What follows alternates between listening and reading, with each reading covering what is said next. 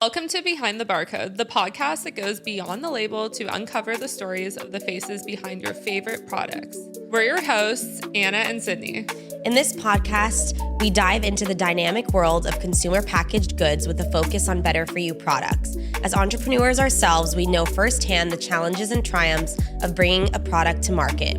That's why we're here to share the journeys of fellow innovators, industry experts, and entrepreneurs who are making waves in the CPG space. Join us as we sit down with inspiring guests to explore the stories behind the UPC codes, uncovering the passion, perseverance, and purpose driving their businesses forward. Whether you're a seasoned entrepreneur, a budding startup, or simply curious about the stories behind the products you love, this podcast is for you. So grab your favorite snack and get ready to go behind the barcode. Welcome, Leah and Yasaman, to Behind the Barcode podcast. We're so happy to have you. And Leah and Yasaman are the co-founders of Good Girl Snacks, Hot Girl Pickles. We are so excited to have you. You guys are blowing up in the social media space and just overall taking over the pickle category and so much more. So we're so happy to have you. Thank you for having us. We're so excited. Yeah, we're super excited. So please tell us about yourselves individually and then how you started the Good Girl Snacks. So I'm Leah. We're obviously both co-founders, but we have completely separate roles. Yeah. So I run most of the marketing, and that's because I have a communications and marketing background, both at USC and at my previous job. I was working at a tech startup and doing all the growth and marketing there. And yeah, that's how we kind of decided to start this company because we were both bored of our corporate jobs. Yeah, I have an art history background, and I also have a double minor in finance and marketing, and I always thought I was going to be like in the art business. Mm-hmm. And then I was doing that post-grad, and yeah, Leah and I, basically how this all started is we were texting during our job. Yeah. And both feeling kind of frustrated with whatever we were doing, and I think we're both so creative and we were just itching to do something together and to start something. And the idea came about really randomly. We were both sending each other TikToks, and we noticed that half the TikToks we were sending each other were pickle related. Yeah. And we're huge foodies, huge pickle lovers. Yeah. Like, we loved it. We're definitely part of like pickle talk and sending each other all those recipes that were happening. And I think we both one day realized that there was a gap in the market and that there was no cool pickle brand. And it kind of started as a joke where we were like, let's start our own and let's call it Hot Girl Pickles, and let's make the marketing super provocative and do something really different. It always starts out as a joke. Yeah. It started out as like complete banter, like just sending each other crazy ideas for photo shoots and product names and flavors. And then I think we kind of just took a pause and we started thinking about it, and we were like, wait, what if we're actually onto something? Like, what if this is so crazy and random that it actually could work? Because no one else is doing that. And I started like talking around to different people, and we got a lot of validation from the idea, and that gave us, I think, the needed push to just quit everything and do it full time. And we started a year ago. Yeah, and this was exactly a year ago, actually. And you're both from Geneva. Yes. Is that how you met? No, so we have kind of a weird story. Okay. So essentially, Yasaman and I were both born there, but I moved to the US when I was a kid. Okay. And well, that being said, we still have like the same foundations, like same friends. You know, like my grandmother knows her mom, like on my dad's side. On my dad's side, also like our families knew each other, so we always kind of had things connecting us to one another, but we didn't meet until we both got to USC. Yeah, we have a friend in common from Geneva, and he basically put us in contact with each other because we were both going to USC, and he was like, you guys should talk, like you're both going to USC together. And and we were attached to the hip like literally every single day together, doing everything together, which a lot of people, you know, they're like, why did you start a company together if you're best friends? But I mean, it worked out. Yeah. Okay. Here we are. That's very similar to Anna and I, like exactly how we met. Yes. We like ran in similar circles, and then it wasn't until a mutual friend of ours who was working at Sun Life with Anna said, oh my God, you have to meet Anna, she tells me like she works with me at Sunlight, and then we connected after there, and then became best friends. That's awesome. Yeah, I love that. Love it. Yeah. Okay, so starting a company with your best friend, that's unheard of. It's wild, but I love it. I'm here for it. So tell us about what that's been like, and also like the feedback that you've gotten on that. I know you were mentioning that like people think that it's so crazy. Yeah. Because it is, but it's not. You know, It's kind of Literally get controversial, So much yeah. hate for having started a company together as best friends. Like, so much hate. People are like literally preying on our downfall. They're like, you guys are never gonna make it. You're never gonna be friends in 10 years. Like, you should never do that. That's like the number one thing they teach you in business school, whatever. Yeah. So that's one side of it, but then the other side of it is like people, it's really aspirational for them. Like, they want to start a company with their best friend. Sounds like the most fun thing ever. Yeah. It is. Yeah, I mean, for us it works, I think, again, because like we have very split responsibilities. Like, I'm on marketing, Yasaman's on ops, and we just don't really like overlap. We do like everything creative together and like all the big business decisions together, but other than that, like, it's like, Yeah. you're good at this, I'm good at this. And also we have a no ego relationship. Like, I'm so happy for her and her success, and like she's the same with me. So, and like also we trust each other. Yeah, I think we're very Yeah. trusting of each other, and if one of us thinks one way and the other thinks another way, we're really good at, laying it all out and picking it apart and discussing it. And then at the end of the day, like whichever decision we end up making, we kind of like trust that the other person knows what they're doing and has the best interest of the company in mind. And we have very complementary skills also, I think, and so it ends up working out. Yeah. I feel like trust is really like the solid foundation of a team, and especially like a team founded by two co-founders. Yeah. For sure. And I feel like having that trust is like one of the most important things. Yeah. It's like you guys are building everything together. No, it's literally like a marriage. Yeah. We're married. It's like picking a husband or a wife. Like, we trust each other so much. And yeah, I think we're good at coming together for decisions and being very rational and no ego, like Leah mentioned. I think we're very like clear-minded and open-minded with both of our ideas. And yeah, it's honestly been such a blessing to have your best friend through this, because starting a CPG company is crazy, and there's so many ups and downs. It's literally like every day is a new challenge. We're brand new to this industry, so we're figuring it out every day as we go. And I can't imagine having done this like by myself. I would have never crashed the company day one. Trust me, Yeah. I get it. Especially, I mean, Anna has her own co-founder, Alex, who's the best. I feel like sometimes Anna is like my co-founder just because she knows everything that's going on in the business. Yeah. I literally could not do this alone. It's very isolating. Totally. So it's nice to have someone to bounce ideas off of. And even if you have people around you that are helpful, like I'm so grateful for my family and friends support. Like, it's still, at the end of the day, it's still me, myself, and I. Yeah, totally. And especially being new, it's like, you know what?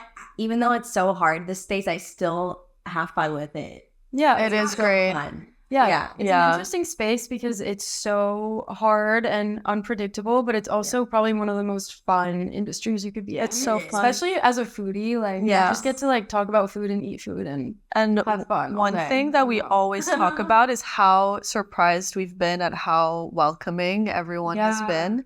And we found that the whole like founder community in this industry has been so like helpful and welcoming, and we'll reach out to like random people who owe us nothing, and we'll just ask for advice or ask like, hey, we're having this problem. How do you do it? Or what are you doing?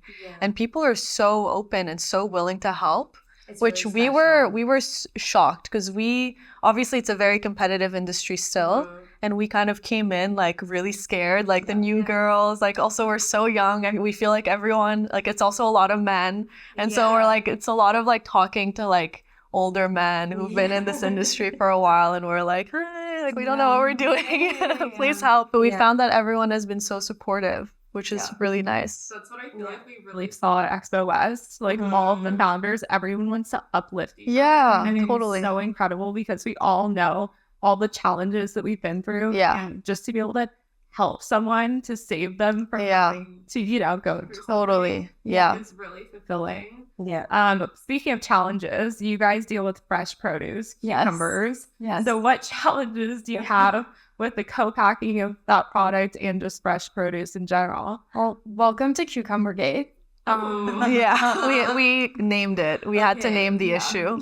We can Well, literally traumatized. the issue with the specific variety of cucumbers that we use for pickling. So for pickling, you have to use a specific type of cucumber. It's not like the regular cucumber you can just buy at a supermarket, because the water content needs to be different, and it's a different variety. And specifically being an organic company, we thought this would be like a walk in the park for some reason, and no one else was doing organic. We were like, oh, why? Like, we're onto something. We're geniuses. We're about to revolutionize the pickle industry by being organic. Yeah. And now we're in it, and we're like, oh, okay, this is why no one's organic, because it's literally the biggest pain in the ass. And so the problem with it is the seasonality of it. Okay. And we've had so many issues with, it's either raining and Mother Nature decides to drown all our crops. And so the grower cancels our PO for cucumbers. Which happened to us 2 days before our last production. Oh my God. That was really fun news When to we were receive. sold out. Oh my God. Yeah. They can just cancel the PO. Like, oh, it's Yeah. Yeah, there was a huge storm. No cucumbers. Yeah. No pickles, and we don't have product, which is why we've been sold out for so long. Yeah.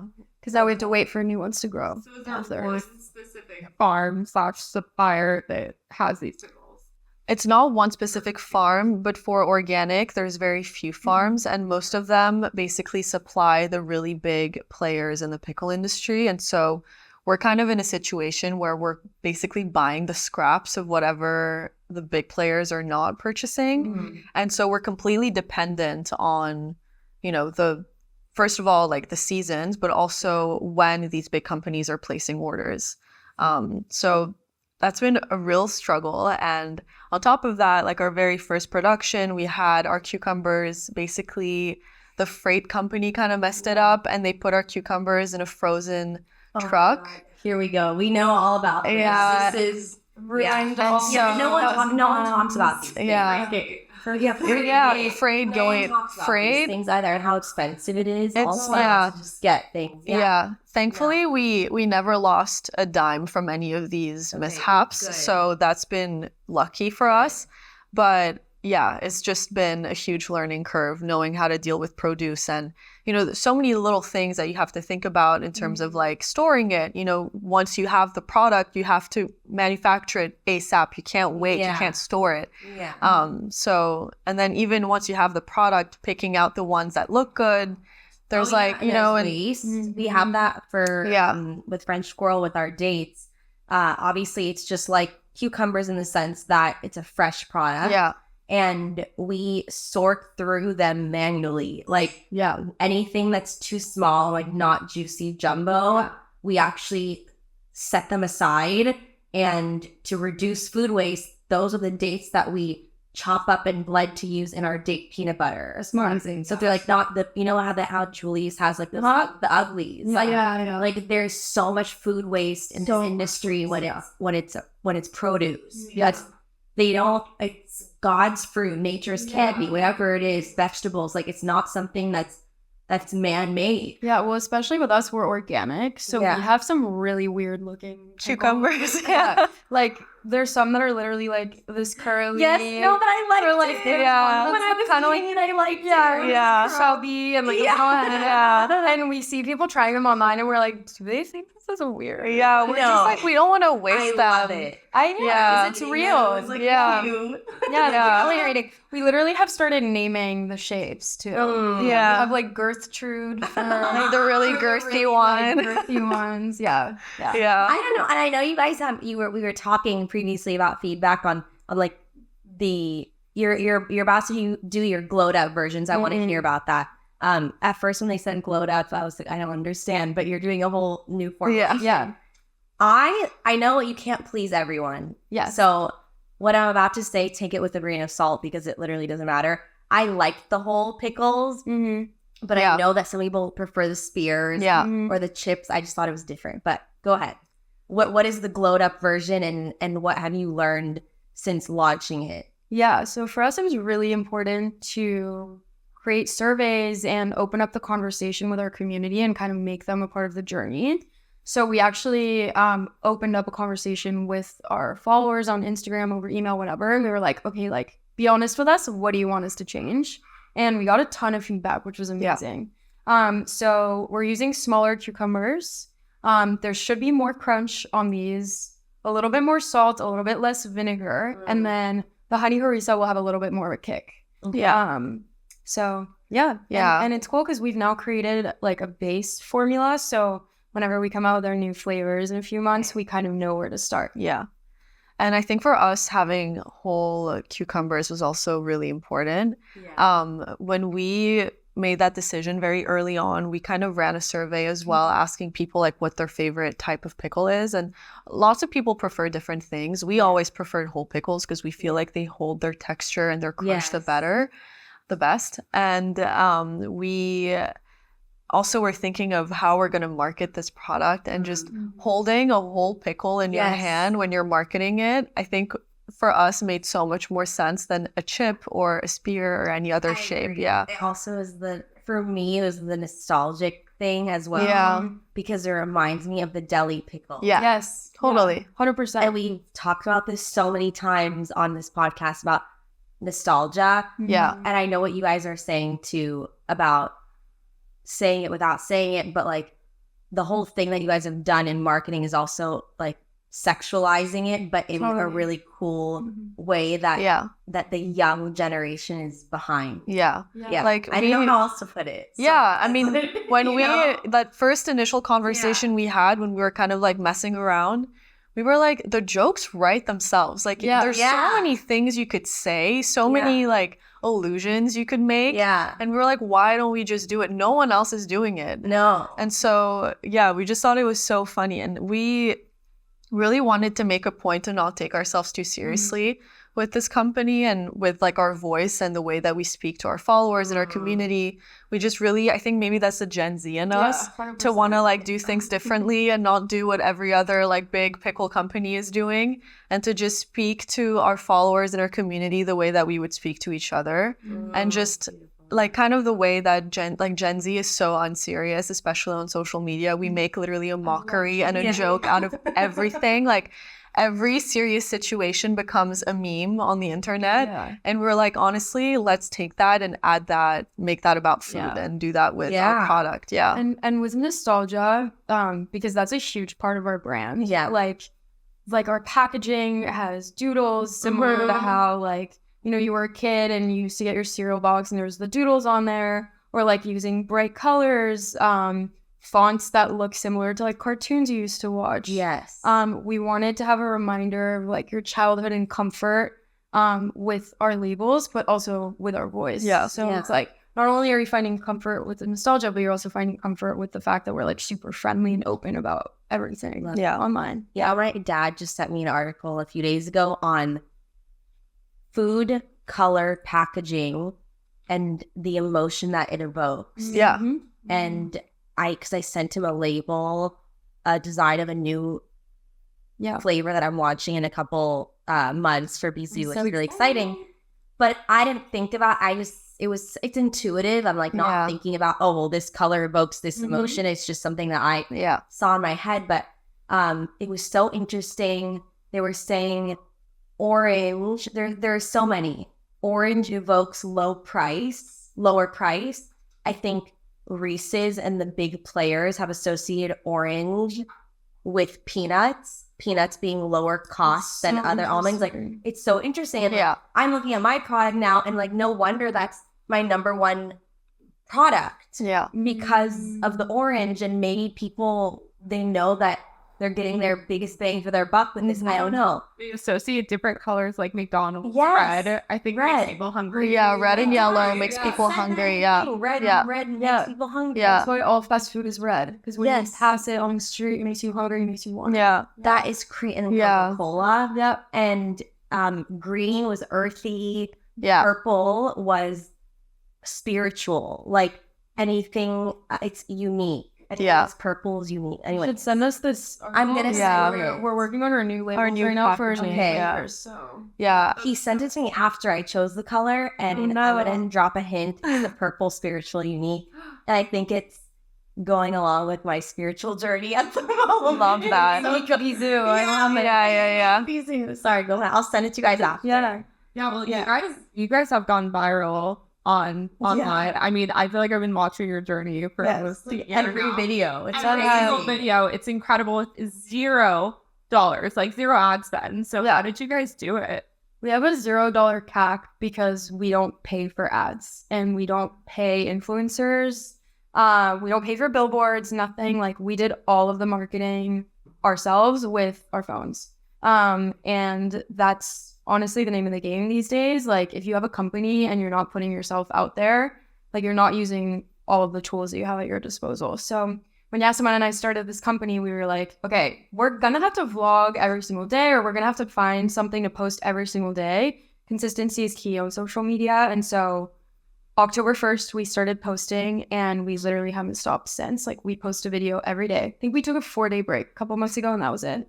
Wow. And a big reason why we went viral and how we sold out is because we created a community. And we did that by creating a series on TikTok and Reels where it was like a day 1, day 2, day 3 series where it was like, I just started a company with my best friend. We're in our early 20s and it's a pickle company. Like kind of watch today's episode. That was kind of like the vibe.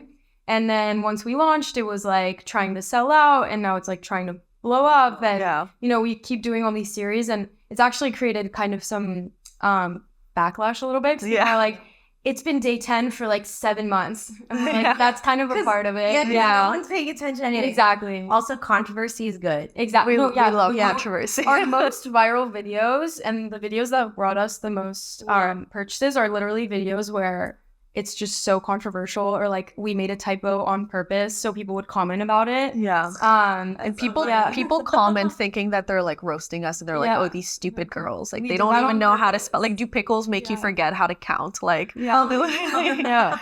But we posted a video that has like 3.5 million views or something on Reels, and it's literally just us saying like, hey, we ate a pound of pickles every single day for like a month or something, and this is what happened to us, and it was all blatant lies. Like, it was a joke. Yeah. And people took it seriously, and we went viral for it. Yeah. So. It's really funny. I feel like on TikTok and on Instagram, we attract really different communities. Yeah. Like on TikTok, if we posted something like that, everyone would get it. Everyone would know it's satire. No one would take it seriously. Yeah. On Instagram, you'll get like the Facebook moms, like the middle-aged men who are commenting, you know, and it's like John commented, like, these girls don't know what they're talking about. Like, none of this will happen to you if you eat pickles. And we're like, no shit. Like, this is a joke. Like, we're not, this is not serious. They are different communities. People I meet on TikTok too. Also, like in the comments, I found like from not on business TikTok, but like as just in general, as it's because they're more anonymous on TikTok. They can like hide behind their phone. Yeah. Instagram is like most likely it's their that's true. Such a good point. Yeah. We've had kind of a different experience. Okay. Like, we've gotten more hate on TikTok than on Instagram for some reason. Sorry, on Instagram than TikTok. Okay. No, share. Because so I think on TikTok, like people are used to seeing vlogs. They're used to seeing authenticity. On Reels, not so much. Like I feel like Reels are more like produced videos or whatever. And so like Yasaman said, you're getting like older people or like a different crowd that's not used to seeing that type of content. And so then that creates more space for hate. They're like, I don't like, why would you start a pickle company? Or like, why are you doing this? Like, why did you quit your stable job? You know, all these things. Yeah.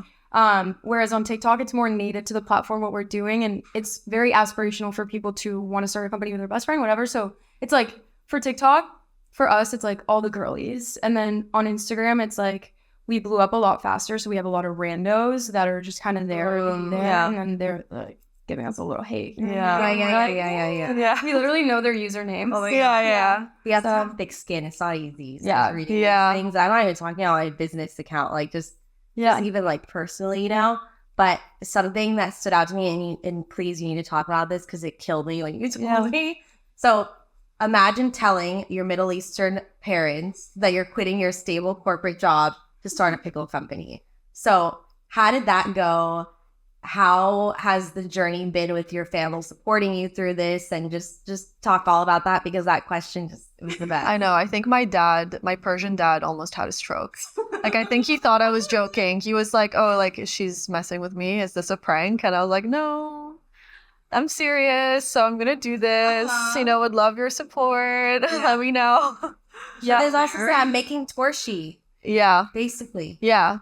So Torshi is Persian, like pickles. Yeah, so pickles are just, my parents live in Switzerland, and it's just not as much of a thing. Like, we eat like cornichons, which are like way smaller, but the way that Americans eat pickles is very different from the ways that like Europeans eat pickles. And so there's a bit of like, who eats pickles? Like, are you sure this is gonna work? Like, do people buy, like, you know, for us it was like, oh, you know, you'll buy that jar maybe like once a month or something, or like once a year you buy your jar of pickles. But here it's like a real thing. And in so many cultures, so many people, so many different cultures eat pickles. And so when we thought of this and we were kind of like pitching it to our friends just and our families to get their opinion, we were like, no, we're bringing like the flavors of the Middle East to a super traditional American snack and something that has been around forever. And we're basically adding like our own little twist to it. Because so many cultures, like so many Middle Eastern cultures, Asian cultures, so many of them eat pickles.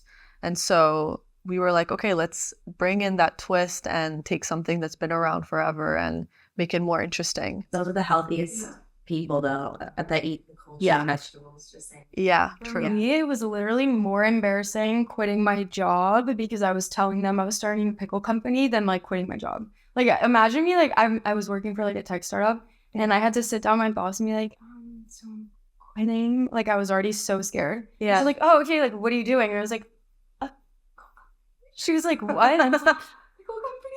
She's like, what are you doing? Like, you just got promoted. Like, what are you, like, you know? Yeah. But at the end of the day, like, we were really lucky, and everyone was so supportive of us. Like, our families, like the people around us, like our friends, and we still both stayed really close to like people at our previous jobs. We kind of, you know, make fun of our corporate past jobs and how we were bored there, but like without that experience, I don't think it taught us so much. Yeah, for sure. What we're doing and be where we are. So yeah, I think it's so cool, like, because I feel like I love it though. You have to be able to like listen to yourself and really trust your intuition and know like this is the vision that I have and this is the direction that I want to go in, and stay strong in that, because outside people will have their own opinions, and like if you let that affect you, then I mean, I think it goes back also to the trust thing, because I was like, okay, if she's willing to quit her stable job to do this with me, like clearly, you know, she's so smart. She's like one of the smartest people I know. So I'm like, if she's willing to do that, like I trust her. Like I know that we're onto something. And that's kind of how I feel like we both felt that way about each other. Yeah, I don't think we would have taken the leap if we didn't have one another. Yeah.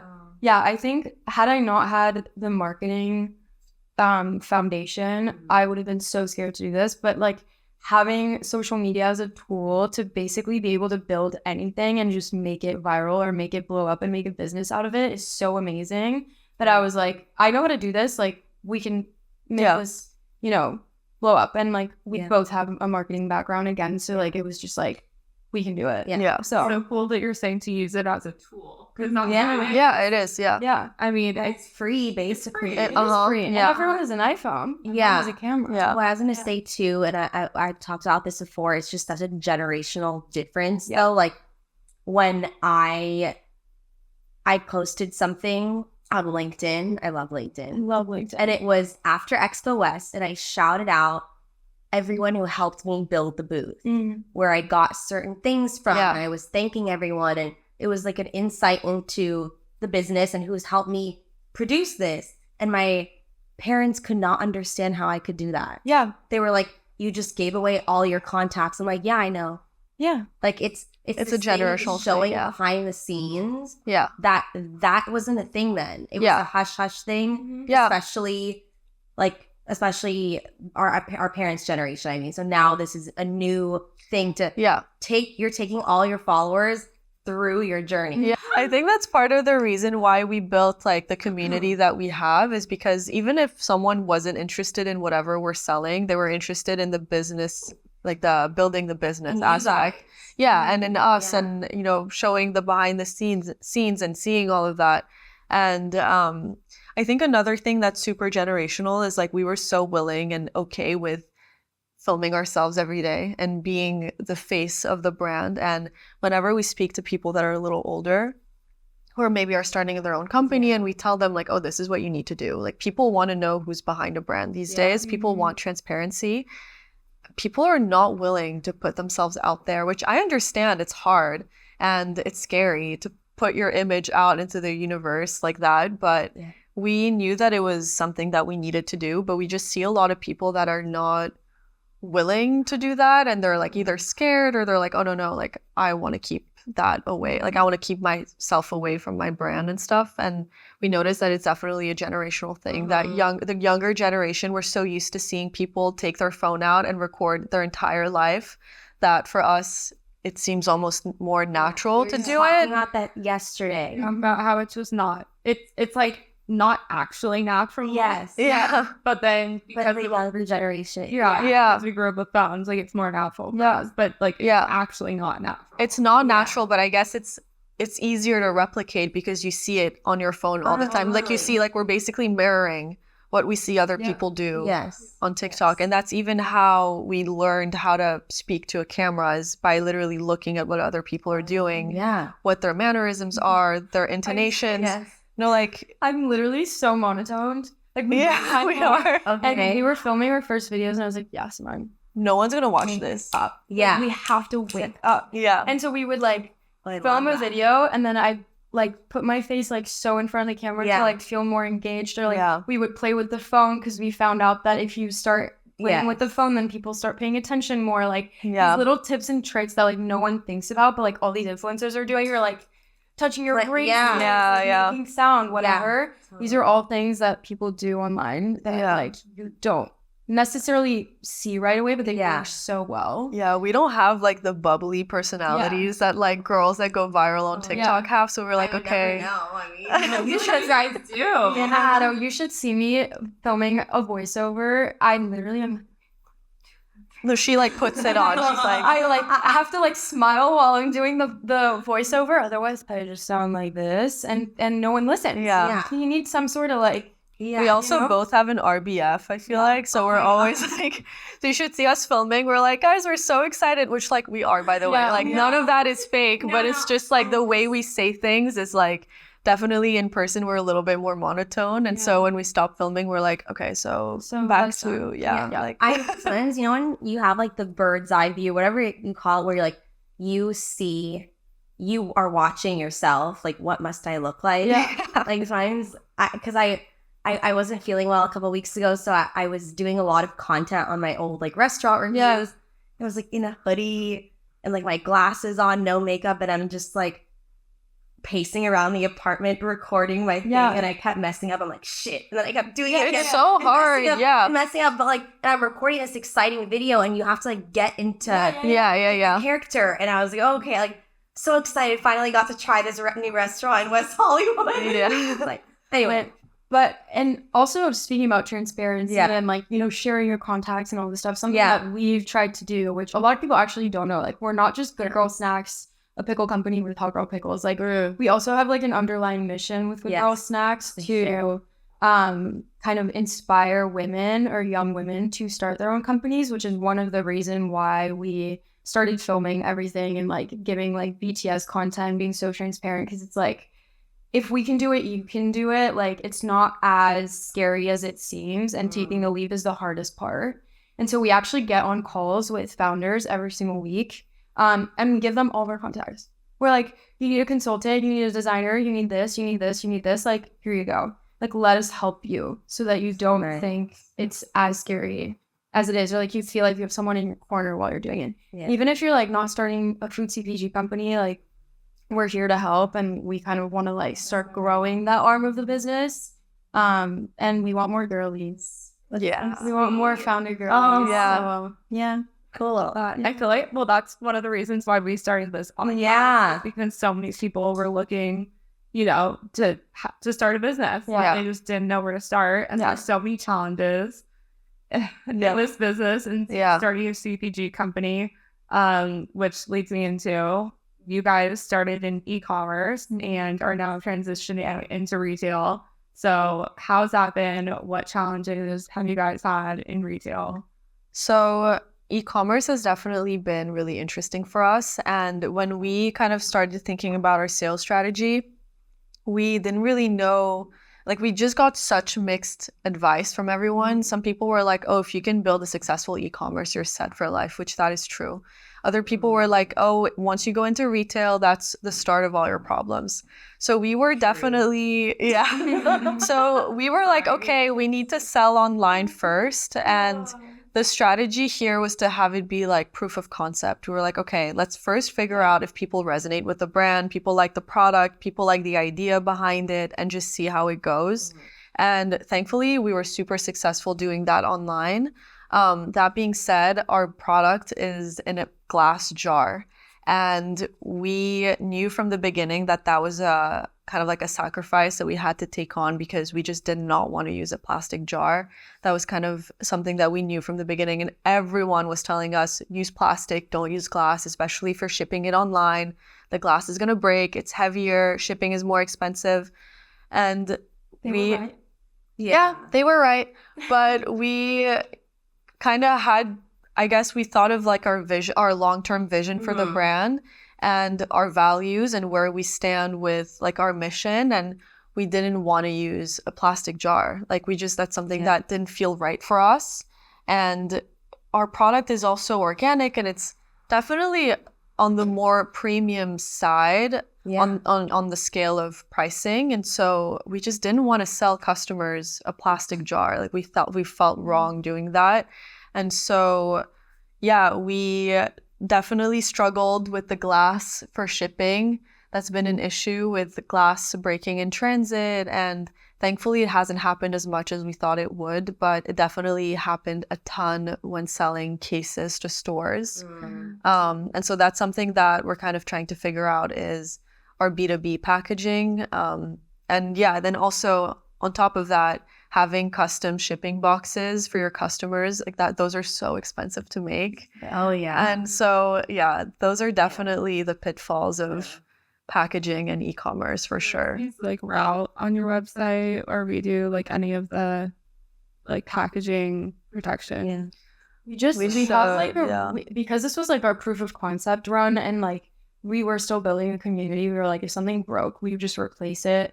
Or just like have a really good customer service, which is like the biggest advice I can give to newer brands is having really good customer service because you want to build customer loyalty and you want people to like be in your corner instead of hating you if something goes wrong. But because of all these issues, like we've decided, and also just because of consumer behavior in general, buying food in a store is normal. Like that's where you get your groceries. You don't buy food online. So now we are kind of transitioning our business to retail. We're still always going to have an e-commerce platform, especially now as we're kind of like slowly moving into retail. But we've signed on sales brokers and are just like starting conversations, especially with this new formula. Like we think it's ready for the shelves. That was another thing. We wanted to make sure that the formula was perfected, as perfect as possible before we got it in front of like a million eyeballs that we have no control over, So but we're super excited about this part of our journey and we can't wait. It should happen in the next couple months. So we're excited. We feel like when we were selling online, it was all about just, marketing the product on social media, but the rest of it was just kind of like, let's just see how it goes. And I feel like now we're getting into the era of our business where like things are getting real and we're like, okay, no more messing around. Like real strategy needs to happen now. Big girl decisions.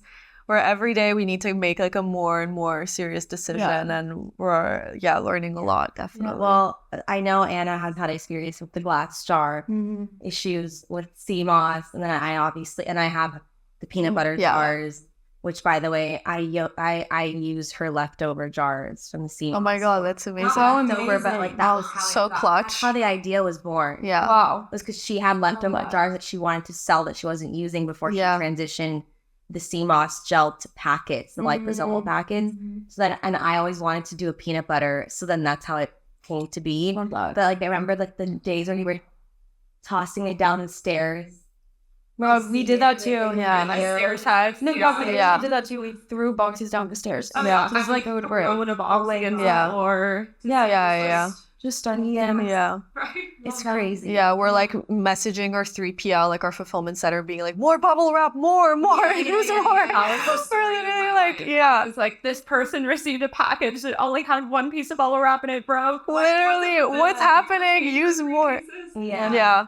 And all those things are real things that people don't think about. Yeah. And especially when you're a small business too, and you get these customer messages. And Yeah. sometimes they're like, you know, you don't even know whose fault it is. Like there's so many steps that go into it. Like even though the fulfillment center put the bubble wrap, like it was in the UPS truck, and then the UPS truck took it to the wrong route. Like this just happened. Yeah. It's like, well, whose fault is it that it melted? Like the customer said, oh, well, I wasn't home for 2 days, so it was on my porch and it melted. And it's like, okay, well, you knew the package was coming. It had tracking. And then they said, oh, well, we placed the order. Then we went out of town for 2 days. So like, it's a perishable product, chocolate. And it was sitting outside in Arizona and it's hot. Yeah. And then it's like, then they get upset and they contact French Squirrel.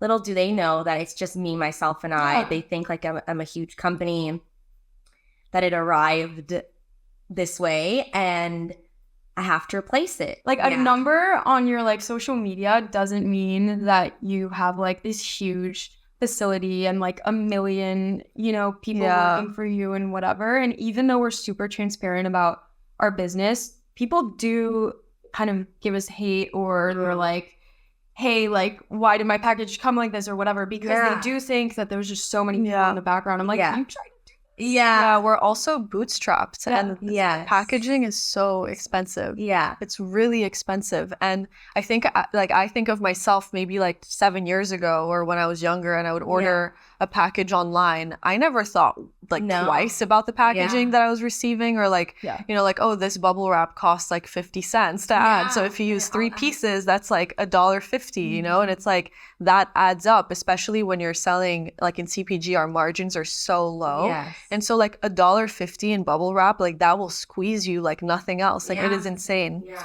And so shipping costs. Yeah. Our average shipping cost used to be around $20 when we had the glossy moss gel jars, and we charged $10 on our website. We'd get emails all the time from people saying our shipping was so high. I know, I don't even know you're absorbing.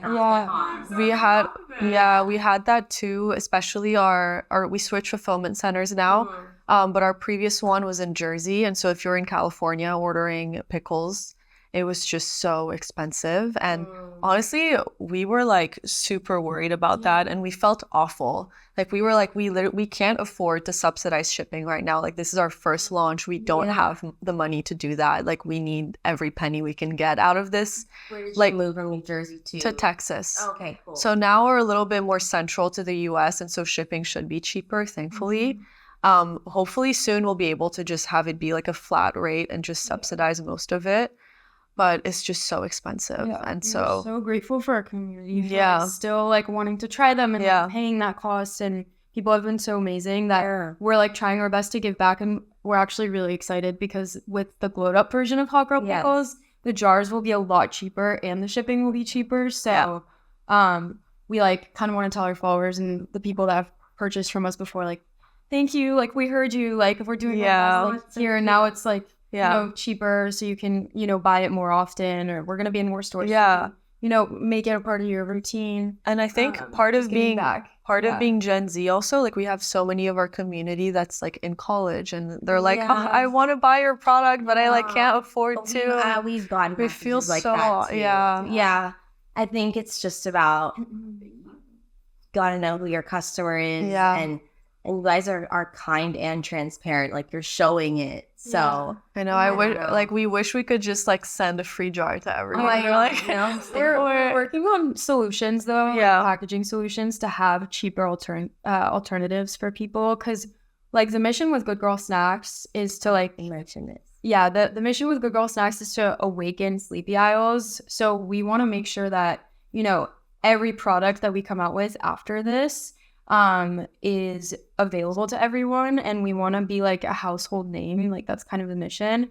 So yes, reducing costs and, you know, doing whatever we can packaging wise is really important to us, but also having clean ingredients, being organic too. So we're trying to like come up with like new ways to create new SKUs or how we're gonna make our new product so that it's more available to people.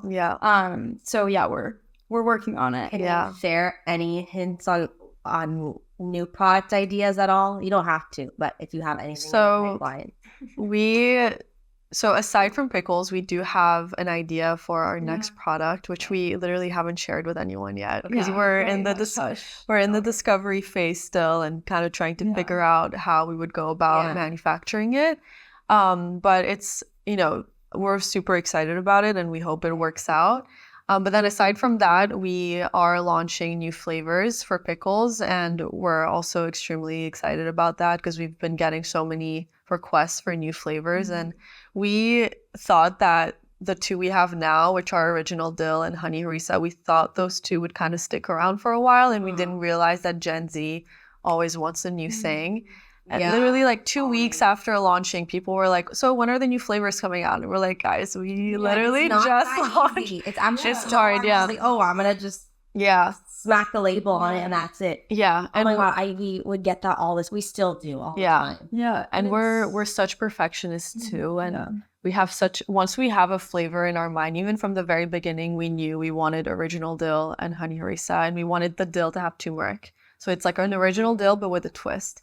And we kind of like in our head could taste it. Yeah, in our head we could taste the product without having the physical, you know, product in front of us. And so it was about us speaking with our food scientist and being so specific with the flavors we wanted. And, you know, we were like, okay, no, we need it to be a little more sweet, a little less this, a little more this. And with these new products, thankfully, it's a little easier because we do have like a pretty solid formula down. And so it's base. Yeah, we have a base formula for like the brine. And so now it's just about adding the spices and tweaking it so that it really gets to what we want it to be. Yeah. And also like why we're coming out with the new flavors. Of course, people were asking and like it's fun for us. But something we didn't know is in grocery stores, if you take up more space on a shelf, people are more likely to grab, or you look more legit. And so, like the more real estate you take up, basically, the better, which we had no idea. We thought we would just be able to like have our two flavors and then just move on to the next product. But it's so much more about like filling up a shelf, which is why like, I don't know, our friends at Saws, they have like so many different flavors for their tomato sauce. And that's why they're making it, because it's literally like 10 flavors. And There's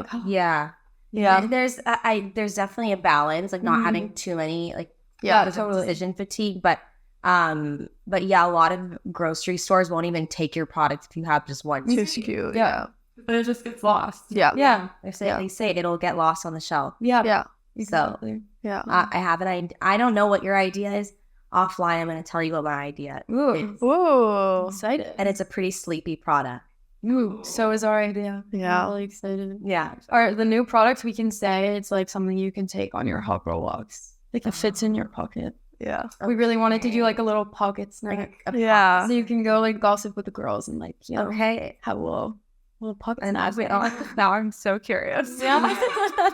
Sorry. So where can you find, share your social handles for everyone? Where can listeners find you guys? So we're at Good Girl Snacks on all socials, including LinkedIn. Website is just goodgirlsnacks.com. Yeah, we're sold out, but we have a store locator on our website to find where you can buy our product online. Some retailers still have some stock left. So that's good to know for our customers, if anyone's wondering. Thank you so much for coming. Thank you for having us. Thank you. Thank you for tuning in to Behind the Barcode. We hope you enjoyed diving into the stories behind the products that fill your shelves. If you enjoyed listening, be sure to subscribe, rate, and review our podcast on your favorite listening platform. Stay connected with us on social media for updates, behind-the-scenes content, and sneak peeks of upcoming episodes. You can find everything linked in the show notes. And if you have a story to share or know someone who does, we'd love to hear from you.